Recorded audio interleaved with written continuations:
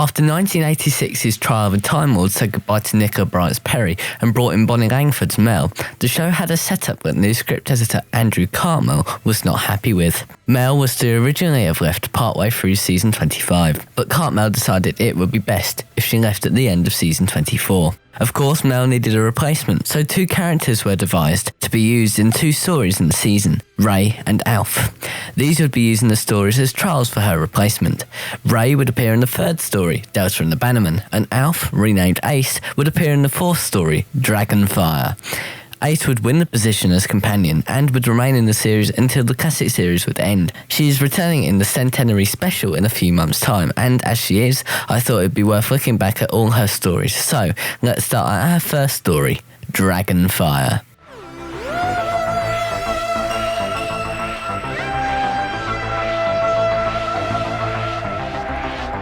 I feel like the opening of stories is one of the most important aspects of a Who story, and this one is a cracker, whether it be the great crane shot, the dark and foreboding music, or the great set design by John Asbridge.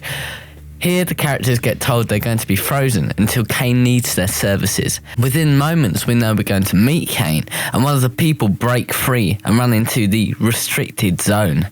He then accidentally drops the gun he stole from a guard into a vat of liquid nitrogen. Then, the cold, dead-looking hands of Kane reaches into it and picks it up. From the off, Kane is an imposing villain, and this is down to Edward Peel's fantastic performance. He's just totally evil. There's no sign of kindness at all. It's great. As the TARDIS lands on Iceworld, we meet Ace, who is serving as a waitress at the milkshake bar, and then sitting next to her, Sabalom Glitz, played by the late Tony Selby. We'd met him before in the first part of Trial of a Time Lord, titled The Mysterious Planet. I really like Glitz, and that's probably down entirely to Selby's performance.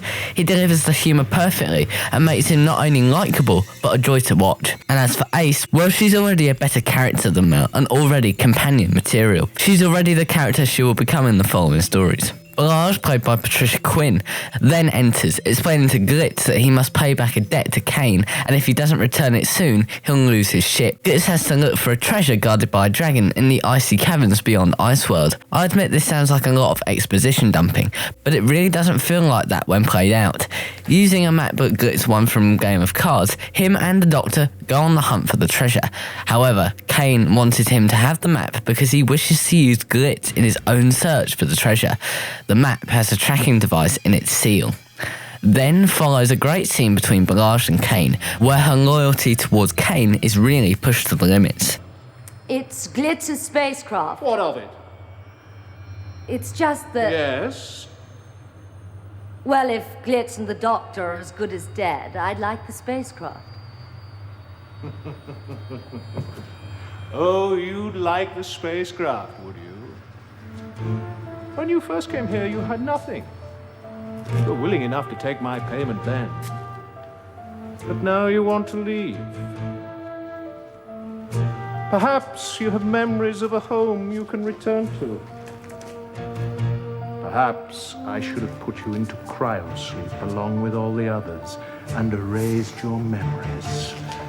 Perhaps you need reminding. For as long as you bear my mark, I own you.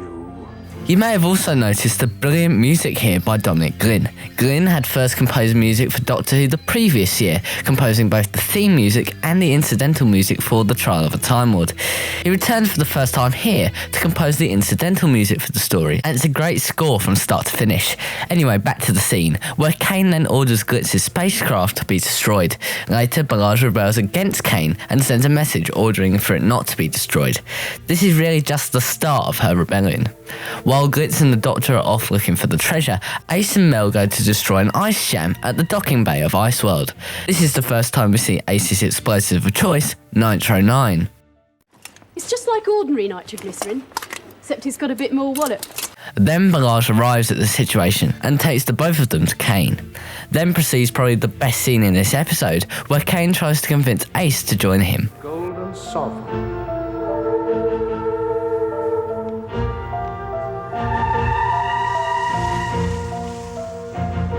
Take the sovereign. Don't do it, Ace! Please, don't do it! You've heard altogether too much. Freeze her! No! Ace! Take the coin. Take the coin. Right, freeze! Don't freeze, stand still and let Mel go. You stupid girl. You think it's that easy to walk away from me? Do you feel like arguing with a can of deodorant that registers 9 on the Richter scale? Run! Then we reach the famous cliffhanger of the story, the literal cliffhanger. Apparently the scenes that made this make sense were cut due to time restrictions, so in the finished episode he just stumbles up to the ledge and hangs himself off it with his umbrella.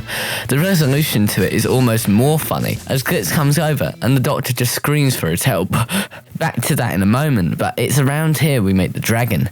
Ace deduces that it couldn't be a real dragon because it shoots laser beams. After Glitz and the Doctor make their way down to the bottom of the cliff, Kane dispatches Glitz's crew, which is frozen, to come and kill Glitz and the Doctor. Ace and Mel run off to try and find the Doctor and Glitz, and find the Doctor's umbrella hanging on the rail. Ace takes out her rope ladder and slings it down the cliff. This is another aspect of Ace I love. Her ingenuity is always exciting to watch. This is the point in the story where Balaj crumbles and turns against Kane. He'll kill us. He'll find someone younger, and he'll kill us unless we kill him first. How do you propose to do that? With heat. Even here in Iceworld, it's too warm for him. I've seen inside the restricted zone. That's where he keeps his refrigeration unit. He has to return there whenever his body temperature rises too high. She then goes to attempt to kill Kane, but instead melts his statue, making him angry, and then he leaves to kill her. Oh, my dear Balaj. You know, I've been thinking of your request to leave me. You've been with me a long time now. I've grown very fond of you. But I've been thinking it over carefully, and I've decided. You may leave me. Leave? Whenever you wish. Go in fortune and happiness. Later. I've been planning my revenge for 3,000 years. Can't let you stand in my way now I am so close. By this point, the Doctor, Glitz, Ace and Mel have all met up and have followed the dragon to a small ice cave. The dragon has also, by this point, gunned down Glitz's frozen crew. Then the dragon activates a pre-recorded hologram message.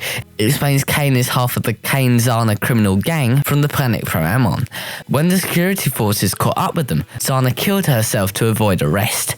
Kane was captured and exiled to the cold, dark side of Svartos. Then we discover that the dragon is in fact hiding the treasure, which is a crystal inside its head. With Kane listening in, we reach the cliffhanger, where Kane declares his victory is imminent. Soon, Kane orders all the customers to go into the Nosferatu, Glitz's ship. He then horribly makes it take off and blows it up with everyone inside.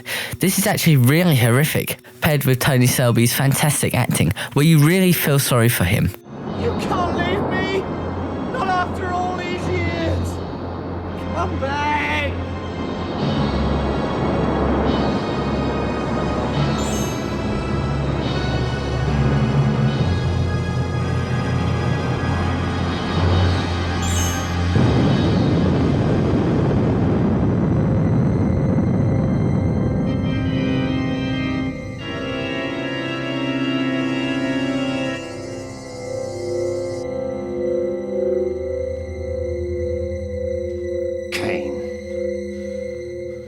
The model work in this story is also great, as well as the pyrotechnics. Then we reach the climax of the story, where Kane offers to have the Dragonfire in exchange for Ace. They have no choice but to give him the treasure. Mel is forced to put it in the control circuit, and suddenly we discover that the whole colony is a spacecraft. Kane plans to take revenge, of course, but he discovers that he has been a prisoner so long that the planet no longer exists. In despair, he opens a screen in his ship and lets in light rays which melt him. This is brilliantly shot and really quite frightening. Glitz then claims Iceworld as his own spacecraft and renames it the Nosferatu 2. Back in the TARDIS, Mel decides it's time for her to leave. Then proceeds the scene which won Sylvester McCoy the part of the Doctor, i.e. his audition piece. Before I go, Real business time. Doctor. Well, if you must go. Before I go, I'd just like to say. No point, Mel. No point hanging around wasting time. No, I'm not going until I've said my piece. I just wanted There's to no say... time, Mel. Oh, all right, you win. I do. I usually do. I'm going now. That's right, yes, you're going. You're gone for ages. You're already gone. You're still here. Just arrived. I haven't even met you yet. It all depends on who you are and how you look at it. Strange business. Time. Then her replacement walks into view, and with the Doctor's offer to Ace accepted of her taking the scenic route back to Perivale, Ace was the new companion. But what adventures would she face? Well, she'd first meet a foe that were almost as iconic as the Doctor himself, with the season 25 opener, Remembrance of the Daleks.